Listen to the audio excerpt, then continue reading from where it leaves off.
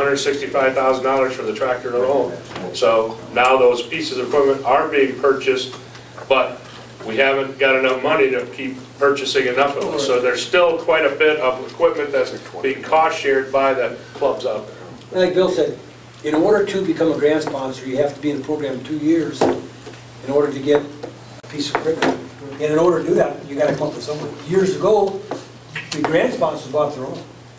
We started with 2 Alpine Scooters and 6 sleds and a drag box. We went from that to track trucks, which was a nightmare. And then from the track trucks, we went to Bombardiers, okay? And then from the Bombardiers, we had a couple of Bombardiers we went to, now we run Tuckers.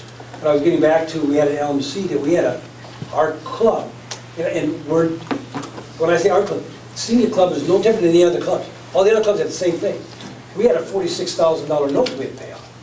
That was part of our 60-40 split when we bought that LMC. And it was a nightmare. But it was a piece of equipment we thought was great at that time, and it was. But as, you know, evolution, the same thing. Things change. Yes? I don't have any figures to back this up, but if it wasn't for the volunteer program, the volunteers that do this program, your trail permit would be somewhere in the neighborhood of $200 rather than $25. That difference is donated by all of us who groom, brush, and maintain the trails. When we say some of the clubs pay the groomer operators, that's just a groom. Yesterday I spent 5 hours in a groomer barn. You don't charge me for that.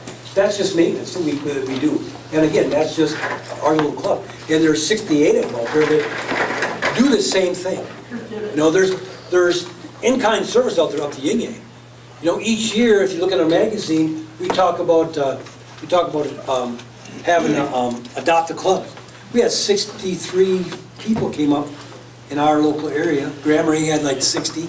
They came up that spent a weekend brushing and signing and helping taking care of the trail to get it ready for winter time.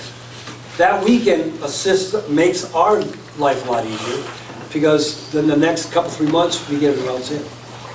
Yes, sir. To follow up on the equipment thing, what is being done by MSA and or the other International Snowmobile Association groups to build a better groomer? There's got to be all this knowledge that's been out there and been doing this for so many years. Are we still, you know, you like okay, look, the statement I've made for the last couple of years, there's not a groomer that is built for trail grooming. We adapt ski hill groomers, farm tractors to meet our needs. Probably the closest one would be the Tucker, and that's still a ski hill. Well, okay, but is there anything out there? No. Really, I mean, there's modifications being made. John Deere's doing some modifications. Now we got the saucy tracks from John Deere, which is a great thing because let's face it, a farm tractor pretty much bulletproof. I mean, it's been used for years and years. So that's a great thing. And now with the saucy tracks, it gives them four tracks versus 2 tracks. You know, in several areas that have swamp, and we happen to be one, Paradise is one, we got to be careful to how much ground pressure we put down because not all you do is see the smokestack. Matter of fact, Keith and I just talked that he's going to come up because I want to talk to him because I think there's an area that we can utilize that, and I'd rather use it. I'd rather have a piece of equipment that I have to worry about maintenance. And that's another thing that we started to talk about earlier was maintenance is maintenance. Just like anything else. We've got equipment out there that are 4, 5, 6, 7, 8 years old that have not been replaced. They're still using them. There's a lot of maintenance that goes in there. There's a lot of maintenance hours that's not being charged to the program that if it was, your trail permits would be sky high. And we know that, and that's the reason why we're trying to get it. We're trying to spin this equipment so we don't have maintenance costs. And we're not throwing good money away from that. Yes, sir. Is there a database out there that, you know, these maintenance issues get put into so we can track what some of the things they can find and, cut off at the head, make sure it doesn't become an issue? I mean, it's going to be different from each machine, I understand that, but it seems like now the network of the grant sponsors is coming alive. 10 years ago, I'd have said, you know what, there's probably a lot of issues out there that the grant sponsors didn't know about. but now we communicate more. So if there's a problem with our Tucker, we make a phone call, hey, listen, guys, yeah, because we know we've got the other Tuckers and John Deere's and stuff like that. There's issues up there. New Holland has some issues with their wheels. So, hey, the rest of the grand sponsors, hey, be careful of lug nuts, because if you don't watch the lug nuts, it's going to loosen, you're going to snap the wheel. So there's a network. Is there a database? Not really. There is, just by communication with the grand sponsors. And that's why MSA has stepped up the board and said, listen, we want to make sure that we can assist the grant sponsors, because that means good snowmobiling for snowmobilers. But there is some, not to the extent that you're saying, but the grant sponsors do have to log their maintenance and their issues in that sheets that go to the department. So the department does collect all that, so I can look at it at a broad spectrum and I can look at maintenance issues. So, and I've got a list of all of the this type of tractor, this type of tractor, this type of tractor, and we can look at the age and whether they're high maintenance or low maintenance. So to a point, I just can't pinpoint it to bolts dropping off or this happening.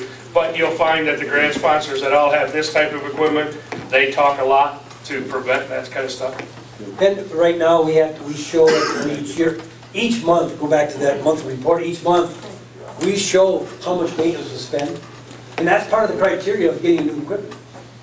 Is to, okay, we're spending X amount of dollars on, that's a good and a bad thing. If you have a great maintenance program, your maintenance is not going to be as high as you don't have to pay.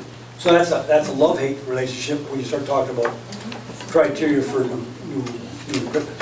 I think that's one big thing we need to be focusing on is a maintenance program. And I think in most cases, the grant sponsors are doing a damn good job. There's a select few out there that we're aware of, that we're addressing, that they have some lacking there that need to be taken care of. Yes, sir. Well, one big question. Yes. There's been some comparisons made between the farm equipment and the drag equipment, or the grooming equipment. Yes.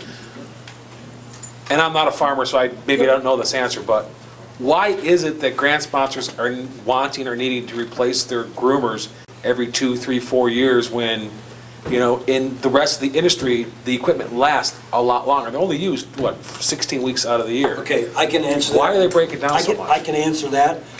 One being, farm tractors are not used in the wintertime to disc, and I'm gonna use this because I've used this quite a bit.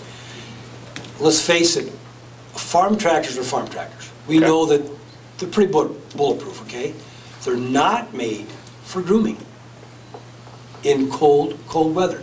They're made to be pulling big bottom plows in the fall and in the summer and stuff. So even, I'm going to run this. When you have snow plows in the wintertime plowing snow, you can take that truck. I use an Oshkosh, 54,000 pound Oshkosh. You can take that truck and run it all day long from May to December. You're not going to have a maintenance problem. You put that piece of equipment in sub-degree cold weather, you get a metal fatigue, and there's a lot more strain on that piece of equipment.